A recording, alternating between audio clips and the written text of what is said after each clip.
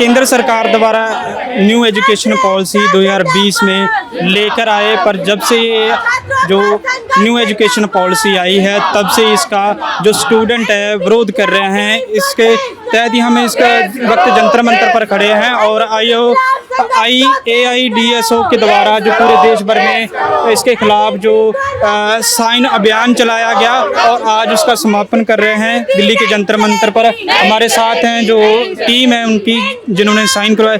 पहले तो ये बताइए कि किन किन स्टेट में गए और कैसा एक्सपीरियंस रहा? ये हमारा जो 1 करोड़ अभियान था सिग्नेचरों का, ये एक देशव्यापी अभियान था। देश के 22 राज्यों में हम लोगों ने इस अभियान को चलाया। कई ऐसे राज्य थे जिनमें कि अभूतपूर्व तरीके से हमको इसका रिस्पॉन्स मिला और हर तबके के शिक्षकों ने, छात्रों ने और आम जनता ने इस अभियान में बढ़ चढ़कर हिस्सा लिया और खुद वॉलंटियर बन करके, यहाँ तक कि खुद उन्होंने कहा कि हम भी इस अभियान को आगे चलाना चाहते हैं, आप हमें भी फॉर्म दीजिए, हम खुद अपने एरिया में, मोहल्ले में जाकर के स्टूडेंट से, लोगों से साइन कराएंगे। इस तरीके से ये लोगों ने इसको हाथों हाथ लिया और इस तरीके से लोगों ने इसमें भरपूर समर्थन देकर आज हम इस गर्व से कह सकते हैं कि 1 करोड़ हस्ताक्षर अभियान में हम पूरी तरीके से कामयाब रहे। क्या मानते हैं कि जो न्यू एजुकेशन पॉलिसी है, सरकार ने कहा है कि इसकी डिमांड थी, समय के साथ चीज़ों को बदलाव करना चाहिए?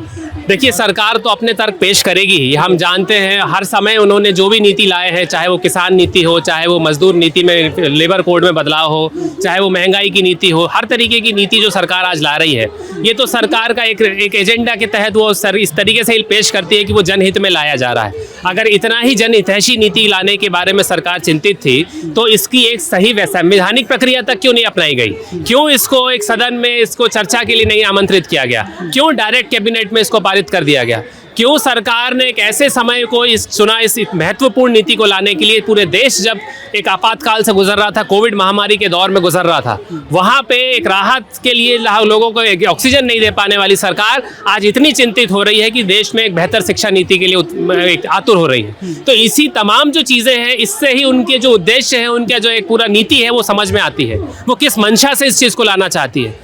क्या सरकार जो है एजुकेशन के जरिए कारपोरेट घरानों को इसमें घुसाना चाहती है? और जिस तरह से अभी सब्जेक्टों में बदलाव हुआ, जैसे सावरकर का जो सब्जेक्ट है, क्या इन चीज़ों का सब जो न्यू एजुकेशन पॉलिसी का ही असर है? तमाम चीज़ें जुड़ी हुई हैं, बिल्कुल सही बात है। आज जिस तरीके के देश में आप हालात देख रहे हैं, आर्थिक, सामाजिक, सांस्कृतिक हालात में तेजी से गिरावट आ रहा है।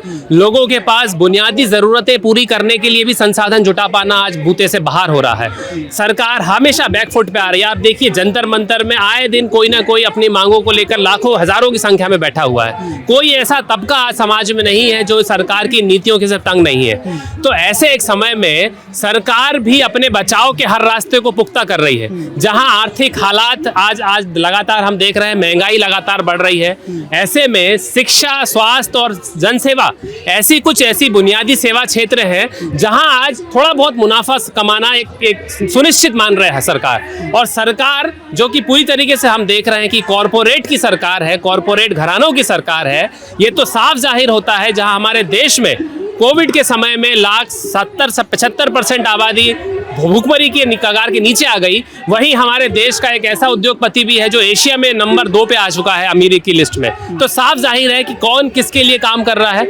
ऐसे में सरकार ने शिक्षा जैसा एक जो बुनियादी सेवा क्षेत्र है, जहाँ पे मुनाफा आधारित शिक्षा व्यवस्था कभी भी एक लोकतांत्रिक देश का कभी एक आधार नहीं रही है, ऐसे में सरकार ने भारत में इस तरीके से शिक्षा में व्यापार का जो पूरा रास्ता है, इसको सुनिश्चित करने के लिए इस नीति को फ्रेम किया है। हर तरीके से आपने पहले भी मैंने बताया कि कैसे सरकारी स्कूलों के दरवाजे बंद हो रहे हैं, कैसे इलाहाबाद विश्वविद्यालय जैसा एक पुराना विश्वविद्यालय, एक प्रतिष्ठित सरकारी विश्वविद्यालय में 400 गुना, आप पहले फीस वृद्धि होती थी 5 गुना हो गई, 2 गुना हो गई, एक थोड़ा सा एक नॉमिनल बढ़ा दिया था देश की हालात की स्थिति को देखते हुए।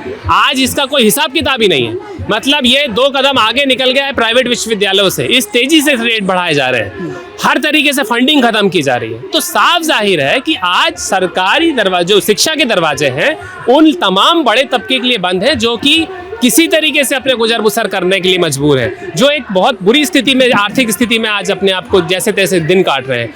आज उनके बच्चों के लिए शिक्षा के तमाम दरवाजे बंद कर दिए गए। तो ये है सरकार का नया मॉडल एजुकेशन का। और दिल्ली सरकार में अगर इसकी हम बात करें कि एक बहुत अलग से एक प्रोजेक्शन अपने आप को करता आया है कि बहुत शिक्षा के मामले में उन्होंने बहुत बदलाव किए हैं, तो ये भी हम बता देना चाहते हैं कि ये भी बहुत अलग नहीं है, ये भी पूरी तरीके से उसी नीतियों को लागू कर रहा है। अभी आप लोगों ने सुना होगा, पिछले महीने भर की पहले की बात है, जहां दिल्ली सरकार ये ऐलान कर रही है कि Delhi model of virtual school हम शुरू कर रहे हैं, शुरू भी हो गया है। मतलब ये जो ऑनलाइन एजुकेशन जो कि हमने पूरी लॉकडाउन में देखा, जिसके चलते शिक्षा पूरी तरीके से तहस नहस हो गई, जहां एक वैकल्पिक तौर पे मजबूरी में हम लोगों ने उस शिक्षा को लेने को लिए मजबूर होना पड़ा, लेकिन आज उसी को एक तरीके से उसको एक तरीके से एक रेगुलर फेनोमेना बना दिया, उसको एक आम बात बना दिया कि आप पढ़ाई करिए तो ऑनलाइन पढ़िए, डिजिटल यूनिवर्सिटी से पढ़िए, डिजिटल एजुकेशन लीजिए, स्क्रीन के सामने बैठ के पढ़िए। खुद केजरीवाल सरकार इस चीज़ को लागू कर रही है। खुद हम देख रहे हैं कि आज दिल्ली में 50 से ज़्यादा स्कूलों को बंद कर दिया गया है, या आज खुले तौर पे दिखाई दे रहा है। लोग स्कूल के बाहर छात्र आंदोलन कर रहे हैं कि भाई हमारा स्कूल बंद मत करिए, हम यहाँ पढ़ना चाहते हैं, हम कहाँ जाएंगे।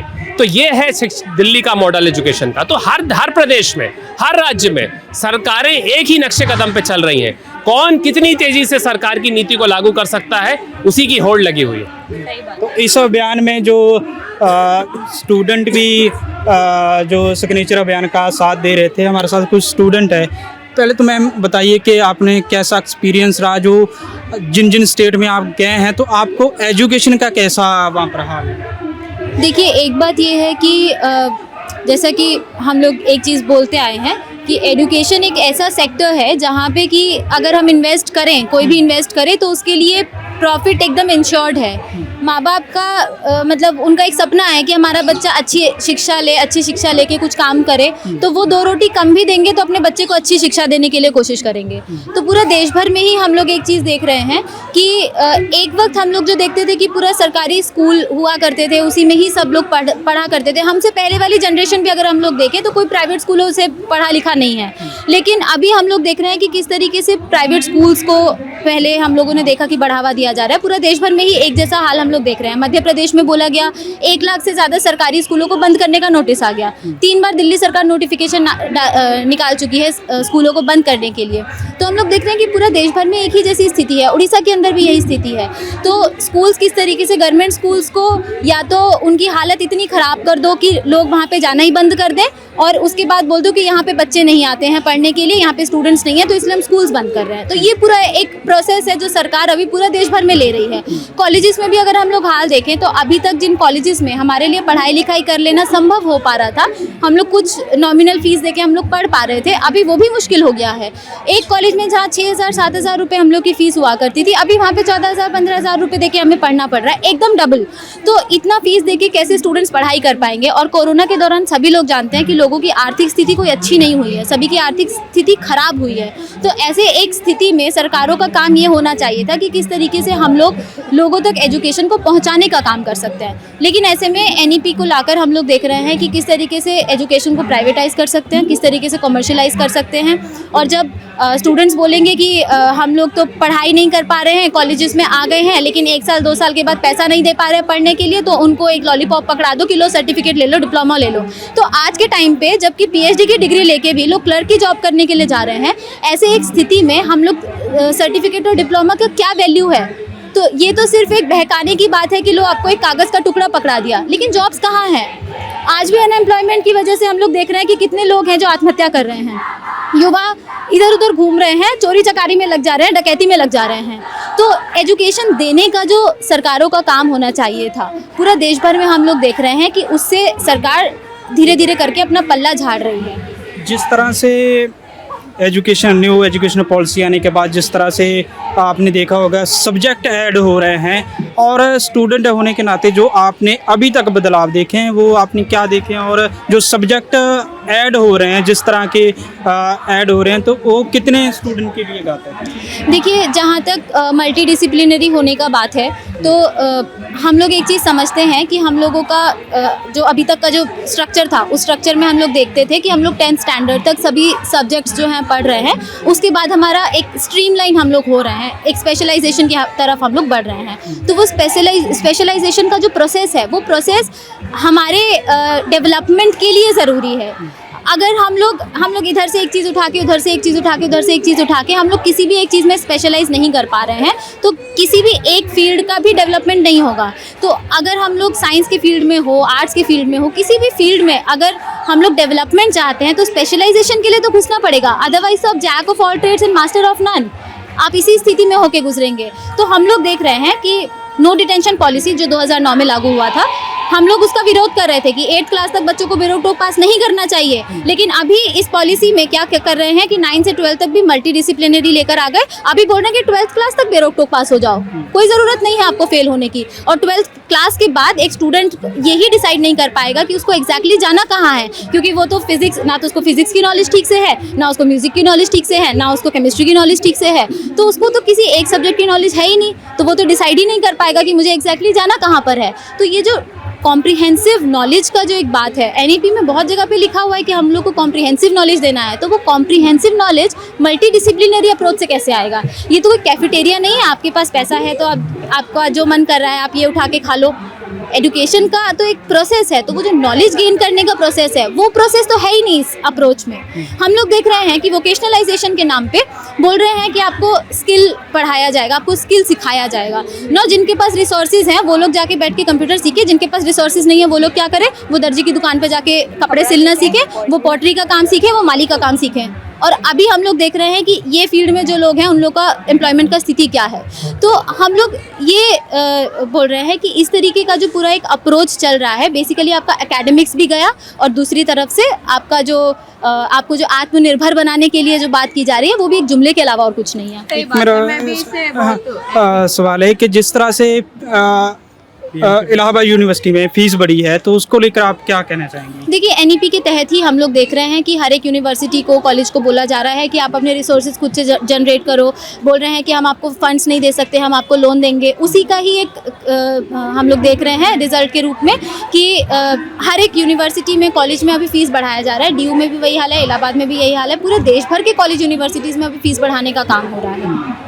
बहुत बहुत शुक्रिया। ये थी AIDSO की टीम, जिनके द्वारा एक न्यू एजुकेशन पॉलिसी के खिलाफ 1 करोड़ जो सिग्नेचर अभियान चलाया गया। उनका साफ कहना है कि जिस तरह से जो न्यू एजुकेशन पॉलिसी से कॉर्पोरेटाइजेशन हो रहा है शिक्षा का, और गरीब तबकों के बच्चों के लिए शिक्षा में आगे आना बहुत मुश्किल हो गया है, और जिस तरह के जो सब्जेक्ट सिर्फ एक ही धर्म को बढ़ावा देने के लिए ऐड हो रहे हैं, वो इस एजुकेशन पॉलिसी के लिए में खतरनाक है। इसलिए इस एजुकेशन पॉलिसी को रिजेक्ट किया जाना चाहिए। मैं रविंदर सिंह, MNTV, दिल्ली।